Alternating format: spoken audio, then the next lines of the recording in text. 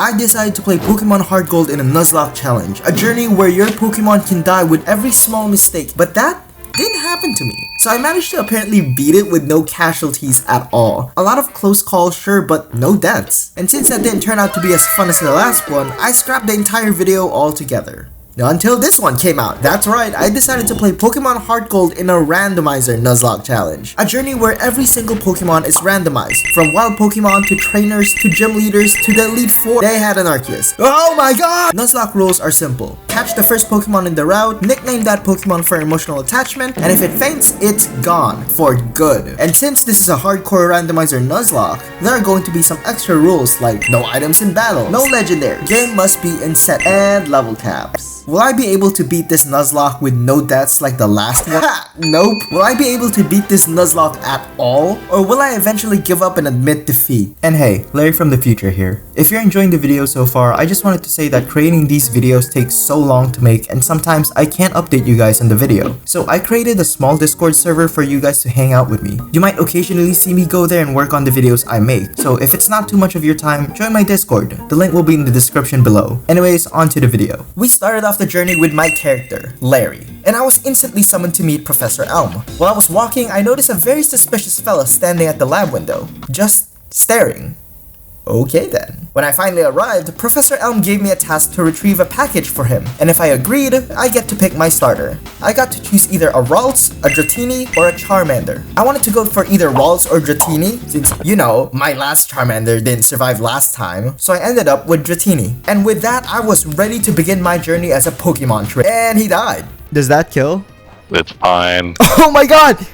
Alright. No! Okay, take two. We started off the journey with my character, Larry 2, and I was instantly summoned to meet Professor Elm. I arrived at Professor Elm, who assigned me to do a task. And hey, would you look at that, new starters. I got to choose either Mudkip, Totodile, or Trapinch. 2 actual starters, and a Muncher.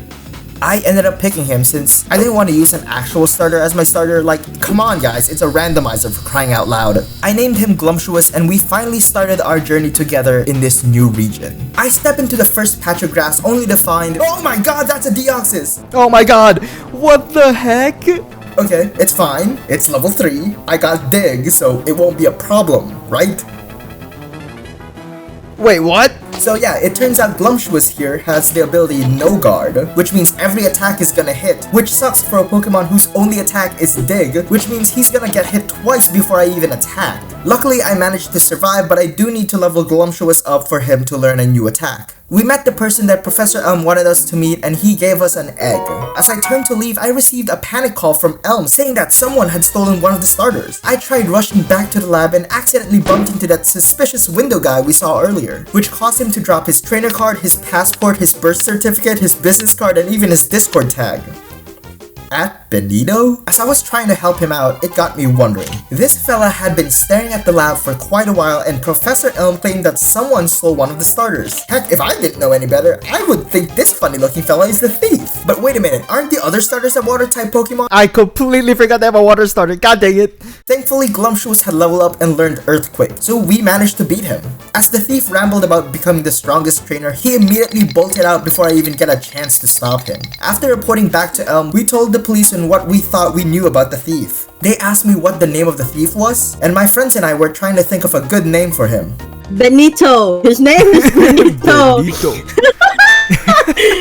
Ew. After delivering the egg to Elm, I set my sights on my goal to collecting all the gym badges. Lyra gave me some Pokeballs and I was ready to catch a Wooper.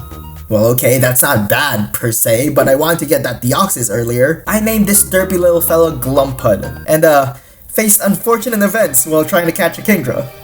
No. No! Glumpud, no!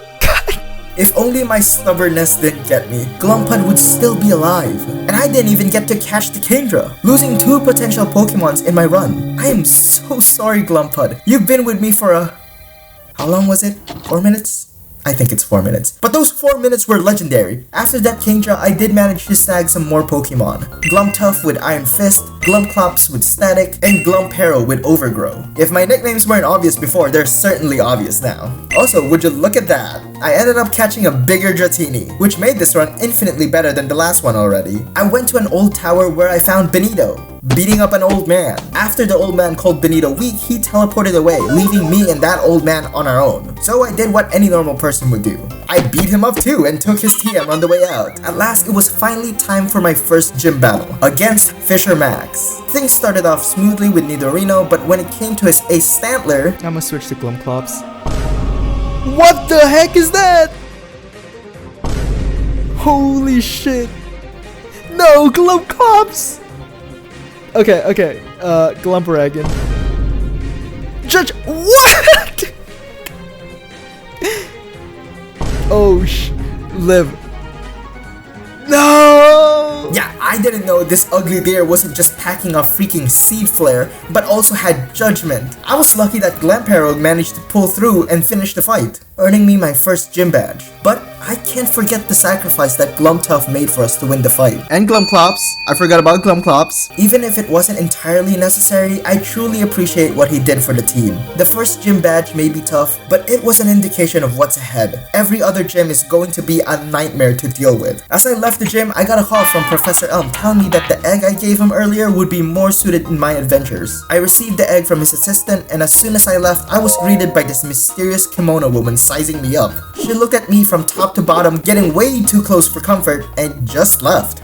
That was weird. But hey, I hatched the egg in the city and I counted it as my encounter. I got a poison point Heracross from it, whom I named Glumphorn. As I was heading to the next town, I came across some folks trying to sell me some tasty Slowpoke tails for a whopping $1,000,000! First off, who tries to sell something that expensive to a kid? Secondly, no thanks. Slowpoke tail sounds disgusting. As I made my way through the cave, I stumbled upon a Meganium with Static. I decided to name him Glumpherb, but then a little problem occurred.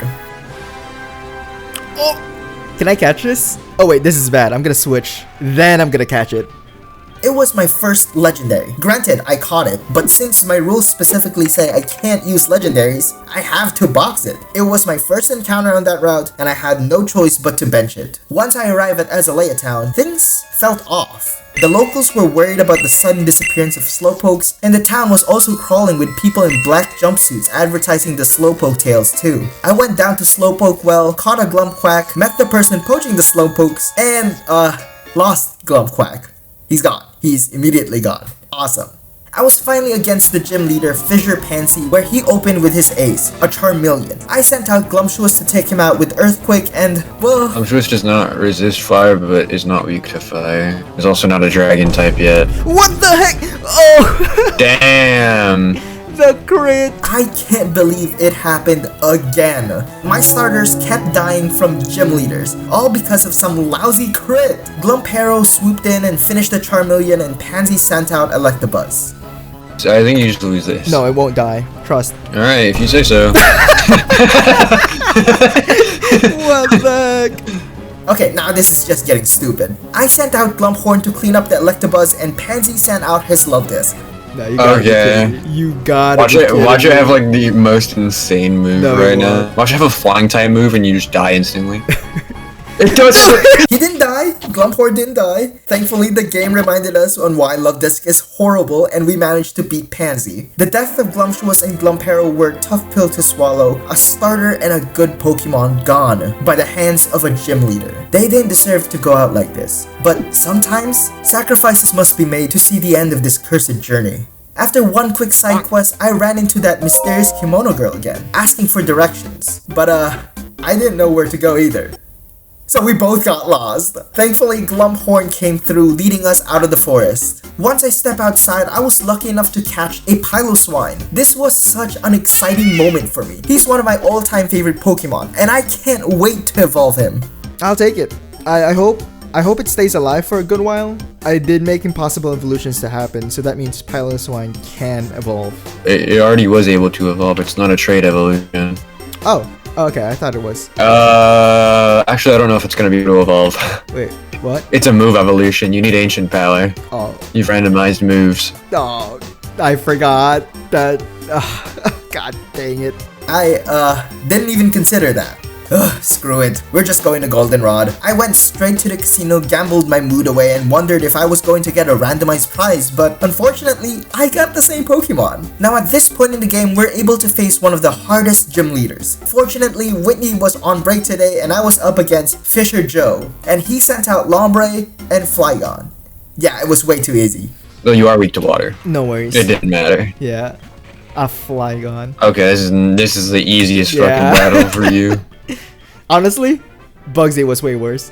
That's because you one-shot the first Pokemon, and the second Pokemon was 4 times weak to it. While traveling towards the next gym, I caught a Snorlax with compound eyes. One freaky tree later and I'm at Equity. I thought it would be a fun idea to check out some of the local attractions like the Kimono Dance Theater and a burned out tower. Yeah, I'm taking my chances on the theater instead. When I arrived, I came across a Team Rocket grunt interrupting the kimono girl. We gave him a good beatdown, but instead of carrying on with the show, it got cancelled. What? That's stupid. Ugh. I guess I had no choice but to go to that burnt down, about to collapse charred tower, I guess. As I went inside the tower, I discovered 3 majestic beings chilling below the ruins. I wanted to take a closer look until this guy in a cape just kept blabbering about his favorite Pokemon out of the 3. He was charred down here in this very Yeah. tower until Ho was like, Okay. wow. As I was trying to go downstairs to see the 3 majestic beings, I was stopped by Benito. He was claiming that I was going to catch one of the legendaries and use it as my own to be stronger. Dude, I already have a legendary and I can't even use it. He challenged me to a fight, sending out his Magmar as I led with Glumpswine. I was pretty confident that my ground moves would take it down right away, but then I realized I'd totally forgotten how much slower Glumpswine is. Okay, this could kill. It didn't? I thought for sure it would. It's all good. Wait, excuse me? No!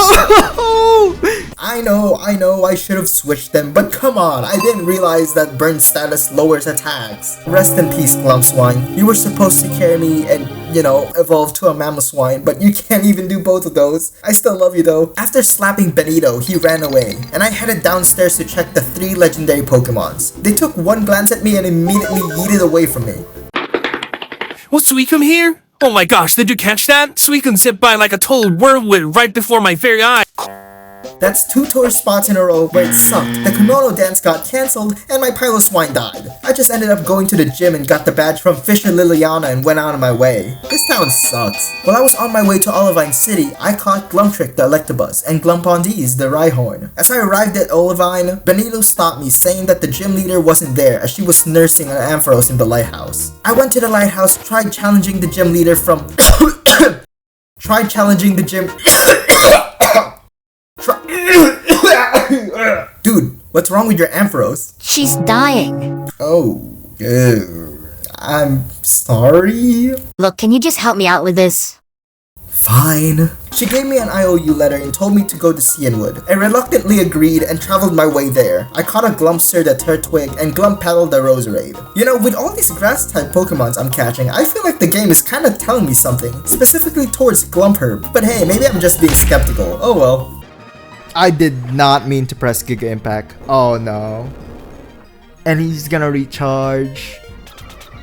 No, that was so stupid of me. God dang it. Yeah, I kinda expected that. I am so sorry, Glumherb. You were an amazing Pokemon and you saved me on some occasions, but alas, I am not the best trainer to keep you alive. Alright, Glumster, you're up. Get in here. I finally went to the next gym where I fought Fisher Jacqueline. He started out with a Taillow which went down without a fight, and then his Magnezone came. I thought Glumphorn could handle it, but with a miss from Dynamic Punch and a Thunderbolt from Magnezone, it left him barely standing. I swapped to Glampazam hoping that he could finish the job, and he couldn't. Oh no. Glumpazam live!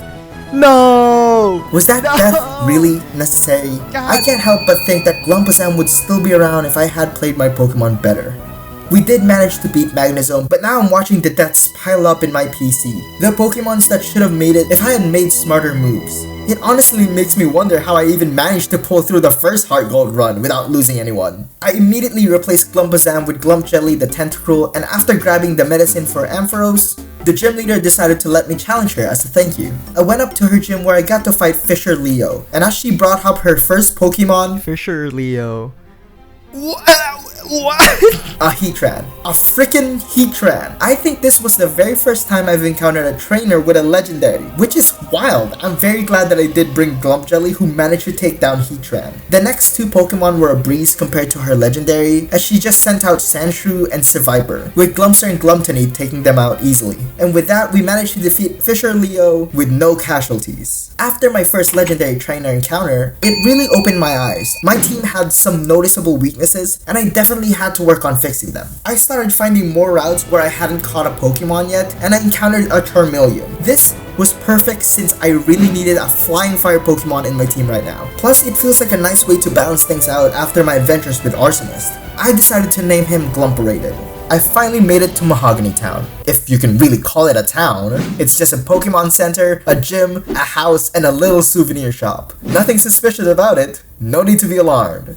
Well, if the sign told me to, then I guess I don't have to be. As I kept heading north, I heard whispers about a shiny Pokemon nearby. I went to take a look, and they weren't kidding. A shiny Pokemon is on the horizon. And as it got closer to me, I encountered a shiny Lairon, which was a duplicate. I killed it and just laughed. As soon as I got back to the land, I saw another funny looking guy in a cape. Apparently, this shiny we encountered is actually unusual, and he has been investigating that for quite a while. He asked me if I could join his investigation, and I reluctantly agreed. Dragonite, use Hyper Beam. Next thing I knew, we were unaliving a guy at the souvenir shop. What did I just sign up for? Before this was processed in my mind, the Cape fella revealed the souvenir shop was a Team Rocket base. He immediately jumped right in and leaving me behind to catch up with him. We fought through enemies, opened the door to the power generator, and ultimately destroyed it. At this point, I'm not even sure if Mr. Cape here was supposed to be a vigilante or a criminal. I got out of the souvenir shop and noticed the gym was finally opened, and I got to fight the gym leader, Why did I even bother? Why did I even... God, that was so stupid of me. God dang it. Okay, I didn't say it was going to be an easy fight. Glump Jelly did his part in defeating the first legendary trainer battle, but the Pokemon who burns the brightest dies very quickly. I got the gym badge and I was ready to move on. Just as I was about to leave, the professor called me, panicking about the Team Rocket invasion in the radio tower, and I'm supposed to stop them. Ugh, do I have to? Fine. I arrived at Goldenrod City only to find it completely overrun by Team Rocket grunts. Since the radio tower is completely overwhelmed, I was trying to find ways to get in when the kimono girl appeared out of nowhere and gave me a hint pointing at the basement to infiltrate it. I took her advice and I immediately went to the basement and I got interrupted by Benito. Dude, I'm literally trying to stop Team Rocket right now. I don't have time for your shenanigans. He clearly didn't care. He wanted to prove that Cape Crusader earlier that he's strong, so he challenged me for it. Okay, but like, I don't even know why you have to battle me to prove his point. Is that a fucking Ho-Oh? How the fuck did you get a Ho-Oh? I tried assessing the situation quickly by using Glumtrink, and thank God we got out of it unscathed. Glumpster and Glumptony took out the rest, and Benito has still yet to prove that Cape guy that he's strong, as he got zero feint from any of my Pokemon. I fought my way to the top and confronted the leader of Team Rocket, Entrepreneur Pansy. We defeated the guy, and the head of the radio tower handed me a feather as a reward. A feather. Really? Man, I should have just gone to fight Claire. Screw this. When I finally arrived at Blackthorn City, I was pleasantly surprised to find a gym without any annoying side quests. However, there was this one guy hanging out outside of the gym who told me it would be impossible for a run-of-the-mill trainer like me to beat the gym leader. Sure, buddy, I'm not going to take a lousy opinion from some guy who stands right next to the gym all day. You know, I probably should have paid more attention to what that guy is saying, because I didn't realize I was about to take on the toughest Pokemon battle I'm going to encounter in this run. Dude, easy. It's crazy that Claire still has a Dragonair though in this randomizer. Oh no. Uh-oh. I gotta switch. I'm going back. Oh no. I don't have anything good for Glumpster. I guess I'll just do this. Oh no. No. My Glumpster. No. It's fine. It's fine. It's just Glumpster. I need to use Glampragon in this one. I'm witnessing a massacre. No, is this it? Is this gonna be the first wipe? Oh my god. I shouldn't have used Hyper Beam. Bro! It's such a bad move. Now it has to recharge. Oh, wait. Maybe it can work. Maybe I can use it again? Oh no, that did not deal anything. And I have to recharge. Damn. 12. I promise you, I'm good at this game. We can make this work. I promise you. Am I gonna win this? We can... I don't even know who to pick. Glumphorn? This might be it. This might be it. Oh my god.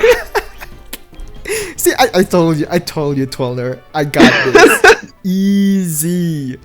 Easy. I can't even begin to explain what just happened. It felt like every bit of knowledge I had just vanished while I was up against Fisher Jill. I was really on the brink of getting wiped, but somehow I managed to pull myself out of it. The loss of Glumpster, Glumperagon, and Glumptrick wasn't their fault. It was my mistake and misjudgment that brought them to this point. I'm truly sorry for failing y'all. I appreciated everything these guys did during my playthrough, and I'll definitely remember your sacrifice. And even after the death of these three, their hardships, their hard work, Fisher Jill still wouldn't accept that I won against her fair and square. What? Dude, you literally took out 3 of my Pokemon, and now you're gonna be a butt about it? So I immediately talked to the town elder, who is also the gym leader's grandpa. Grandpa, Jill's being a butthead again. After Jill being a brat, she had no choice but to give me a badge. And now with all 8 badges, I am now ready to go to the Pokemon League.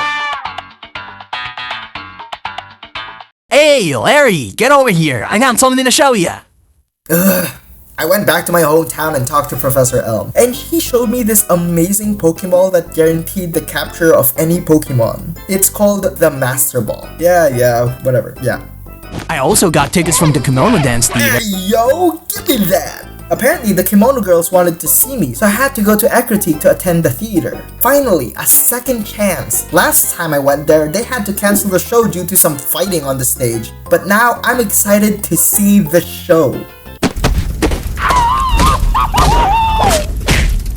What is happening? Benito got kicked out and was muttering about how scared the Kimono Girls are. Did Benito really get destroyed by a group of Kimono Girls? Wait, didn't he have a Ho-Oh earlier?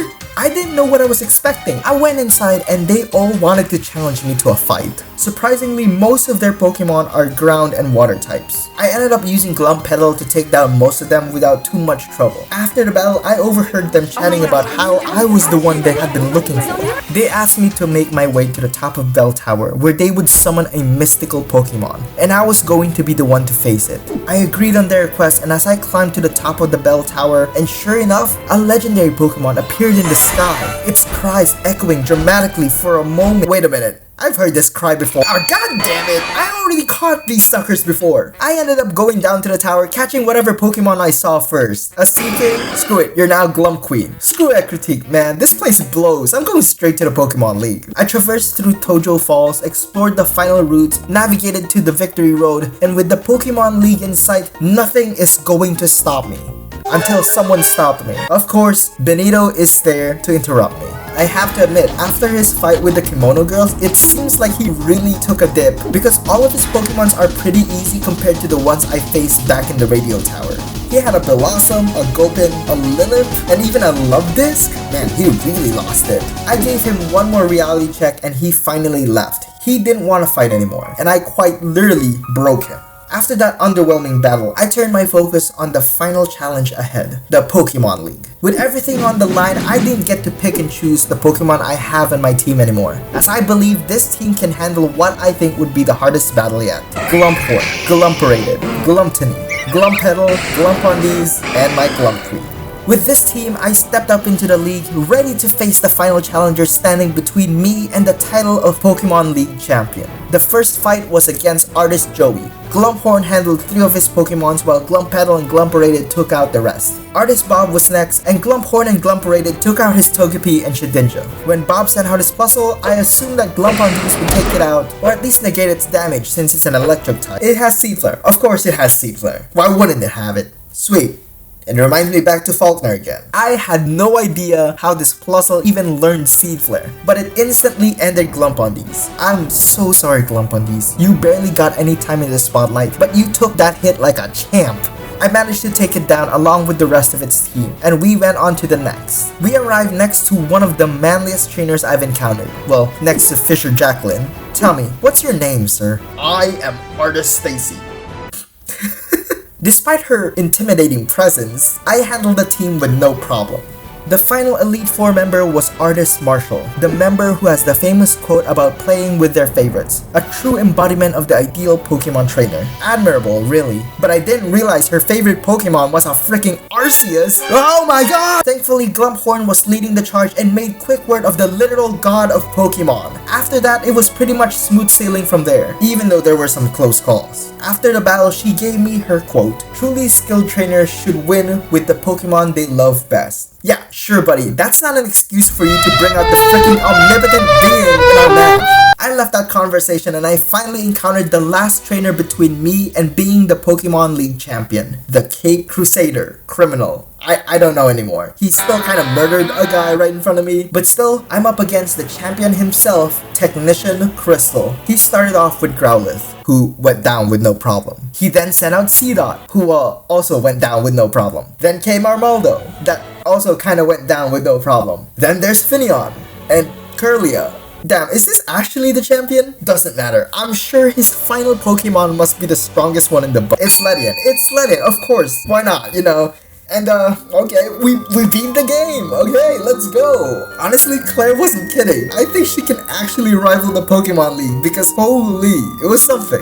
It doesn't matter as we finally finished the game. There were so many Pokemons lost, but we made it to the end, and I couldn't have done it without them. The trials and the fights were rough, but they got easier over time. And now I am finally considered the strongest Pokemon trainer in the region. Or am I?